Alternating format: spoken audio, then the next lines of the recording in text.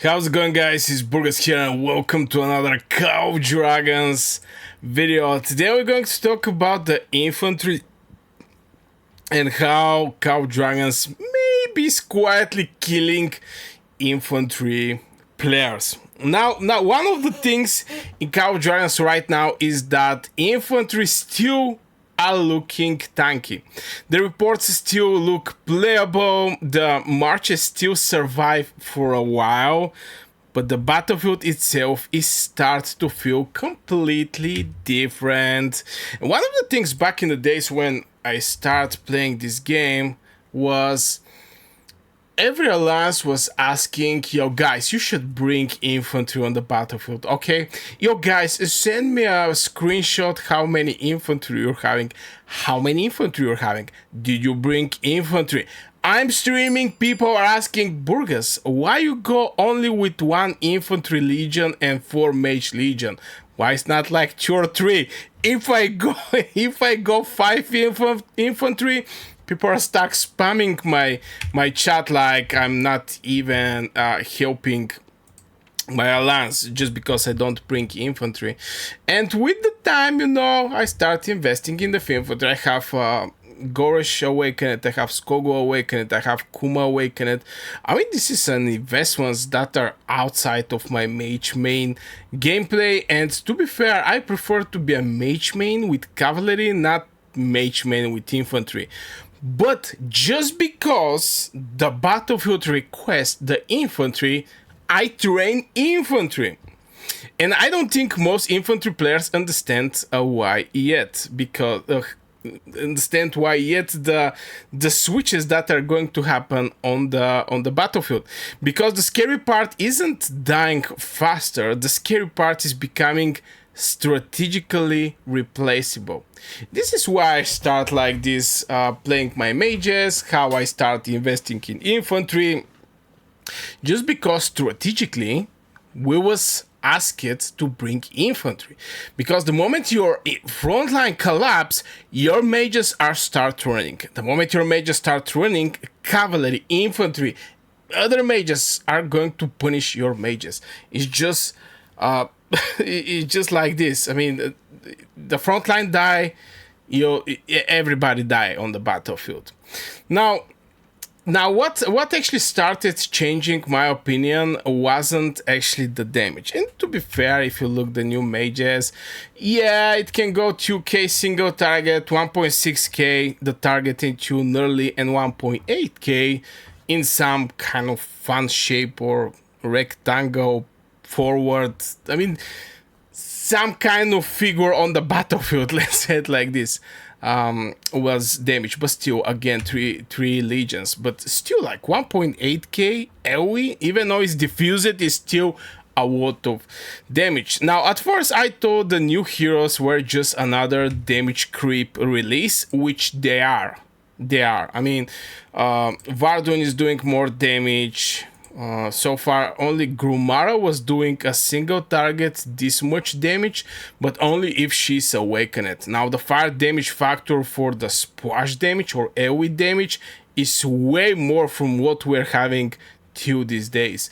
Even I think Generation 3, I think Generation 4 we have Yuming, but it's a little hard to compare Yuming damage, but still you can do it. I mean, 2 seconds every, let's say 10 seconds, normally one mage is doing his rage skill, so he can hit like 5 times, 300 damage per hit.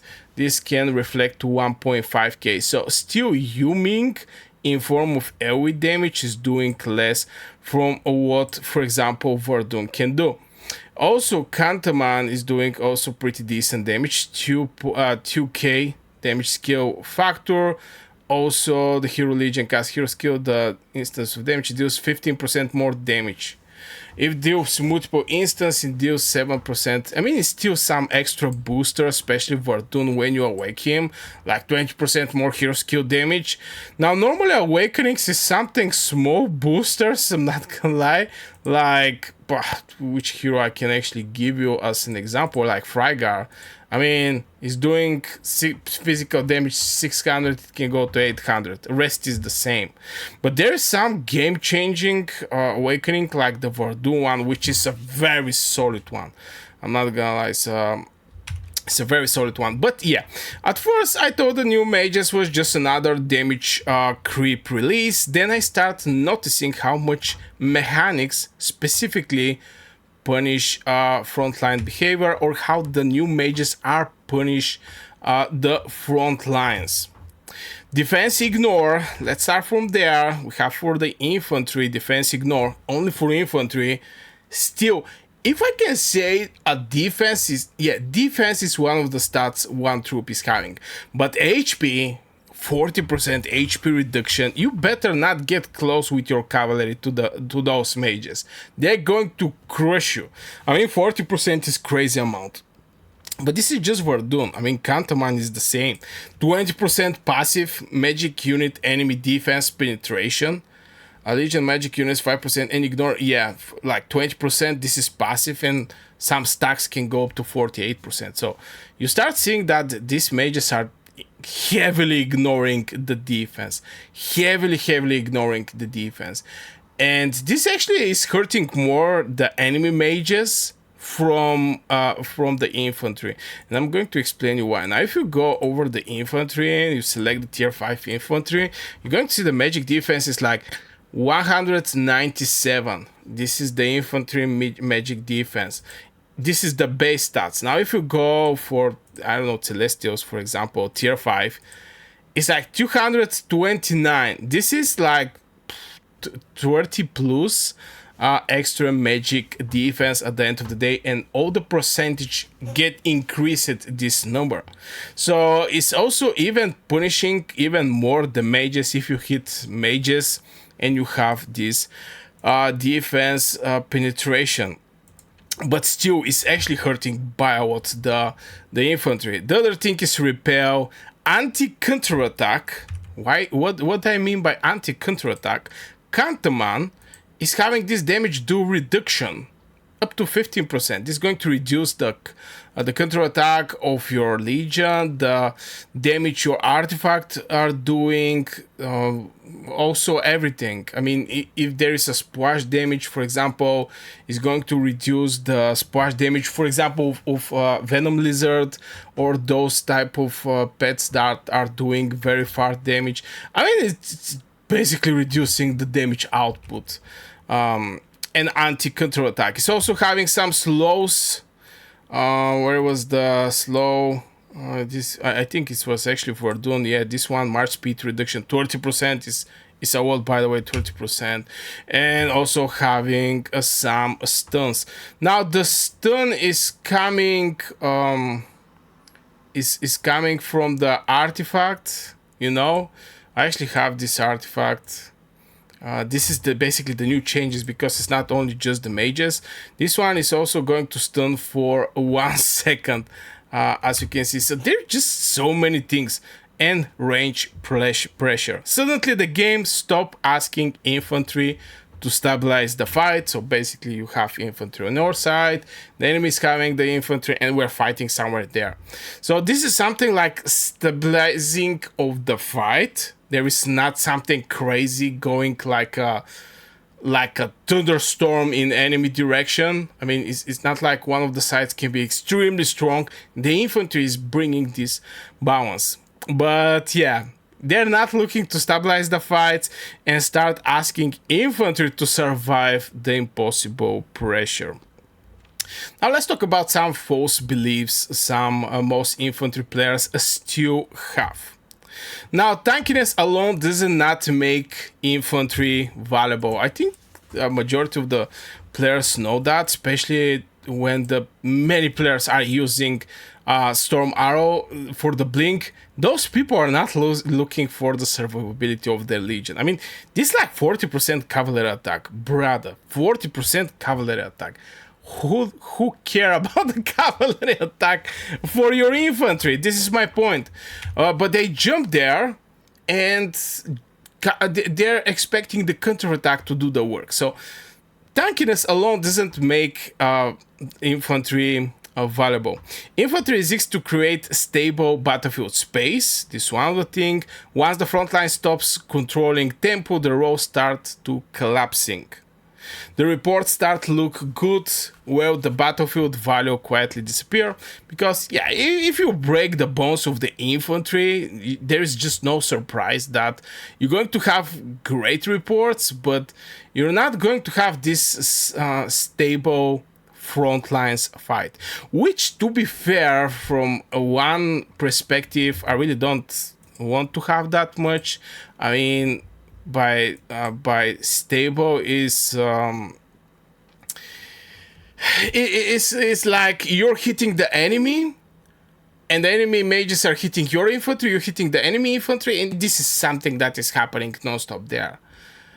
This is the stable, but and I really don't like this thing. I want to crush the enemy infantry, and I want to start targeting mages, because mages and marksmen are the troops that is giving nice amount of merits. Why, you may ask? Because they're very squishy. You know, they can die very fast. Also, with the new heroes, you can do crazy amount of damage over the marksmen and mages, because all the target legion unit type, if it's marksman or mage, is going to be an AoE for sure. I mean, you're not going to get the first one, the thunder. For sure, you're going to do AoE. So from there, you know, I start like, I want to destroy all the infantry and start catching the enemy marksmen and mages. So I have my reasons to like some, you know, these balanced front lines where we're fighting at one place for hours. But at the same time, I don't want to have this balance that much. And once the front lines stop controlling the tempo, yeah, those rows start collapsing. The report can still look good, where the battlefield value quietly disappear. Now, why counterattack is secretly the real infantry system? I don't know if I can say it that is that much secretly. I mean, come on. I think the majority of the players know that we are using infantry for the counterattack. Even I alone, that I don't invest in infantry. I invest in one single artifact, and this is Spiritborn Torque. I make it level 5 because of this passive 20% more counterattack damage. It's not that secretly the real infantry system. I think from the time where the Gorosh and Skogo was presenting the game, players understand that the infantry can also be extremely valuable in form of counterattack, especially when Skogo Awakening is giving you 10% counterattack and having diffused counterattack. I mean, come on, brother. You're going to know that here we're talking about the counterattack system. Now, infantry survives because enemies are punished for hitting the infantry. Counterattack creates hesitation. Once that punishment is weakened, range pressure become safer. And this is the thing. Just the save damage scales harder every season. Is if your legion is not get punished by hitting the infantry and the numbers don't get reduced, I think the player starts bypassing this counterattack value by providing more sand lizards in their legions. But the thing was, you're hitting the infantry. Infantry cannot do much, okay? It's just going to receive the hits. But on the other side, by having counterattack, the infantry is reducing the amount of legion troops you're having. The less legion you're having, the less damage you're going to do. So maybe you're going to kill that infantry, but when you start hitting the next infantry, you're going to have like 25, maybe 50% less troops. Okay, 50% is way too much, but let's say 25% less troops. And like this, your legion is going to get reduced. This is, I think, mechanic for the open field, where, you know, just to not be a meat shield. Let's say it like this, because we saw Garrote in Ilyana. Some people are going to say Garrote in Ilyana is good, but it's not good, brother. It's not good because you're doing crazy amount of damage over them, and it's crazy amount of damage because Garwood and Ileana is not having counterattack to reduce the amount of troops you're having. So you're always going to fire up your rage skill from pretty decent number, legion number. And the more legion number you're having, the more damage you're doing. This is same for the behemoths back in the days. The first thing I understand in Call of Dragons was, and it was on the behemoths, is if I keep my legion alive, nothing to hit me, and I just hit the behemoth, I'm going to be on the top places. And I was on the top places always, top 3, always. And the reason behind was I just keep my legion alive. You keep your legion full number, you do more damage. It's same on the battlefield. So the counterattack is the main weapon of the infantry to bring also this, how to say it, this balance on the battlefield. But with Cantaman, here is actually is not now the Verdun things with, you know, reducing the infantry defense, or the Cantaman, you know, increasing the defense penetration, is only for this legion. But the Cantaman first spell, damage do reduction 15%, is actually applied as a debuff for 3 seconds on the enemy, and for these 3 seconds the enemy is going to do less counterattack to all of the legions that are hitting this target. Now, why is this actually important? Because it's going to get, the counterattack is going to get reduced not only for Verdun, for example, and Cantaman, but the other 4 legions you're having on the battlefield hitting the same target. And I think this is the powerful thing, and where the counterattack of the infantry is getting reduced by a lot. Now, let's talk about the community. The community may be looking at the wrong reports. Big damage numbers hides frontline collapses. Now, we already saw, you know, Yu Ming, how strong this hero is. But, you know, I didn't expect the front lines to collapse because of the Yu Ming. But I think heroes like Verdun with Cantaman is going to start making mages very solid. I'm a mage main, I really like that, but I think the infantry on the battlefield is going to just start disappearing extremely fast.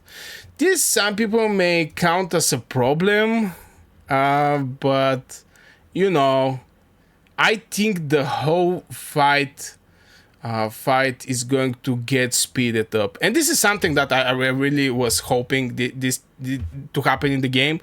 Now, some people are going to hate me about this, what I'm going to say, but brother, I don't want to play for like 3 hours and get very small amount of merits. I mean, I want to go play for like 3 hours and get good amount of merits, like 1 million plus or maybe 2 million merits, get fast troops in the hospital. So everything to happen way more faster from what is happening right now. Right now it's painful hitting that Kuma, brother. If I see one more time the Kuma phase, I don't know. it's just something that I don't want to see anymore, but it is what it is. But anyway, just wanted to say my 2 cents over the infantry players and the people who is playing infantry, that maybe infantry is going to have huge problems in the future because of this combo, and mages are the most used troop by everybody in Call of Dragons, including me. There are not that many infantry mains, there are not that many marksman mains, there are not that many cavalry mains, but there is so many mage main, and everything the game presents to the mages is having way bigger influence over the PvP from any other troop if you make it. Even on Steel, if you know the heroes like Kuma, the game presents heroes like Kuma, and you see this hero and he make a change in the whole PvP, how the things are there. But yeah, here I'm going to put one other video, you can go and check it out. Again, some interesting stuffs about the Call of Dragons. I wish you a great day. Don't forget to hit one like on the video, also subscribe for more Call of Dragons content. If you want to directly support my channel, you can become a member and get early access to my videos. I wish you a great day and see you in the next video.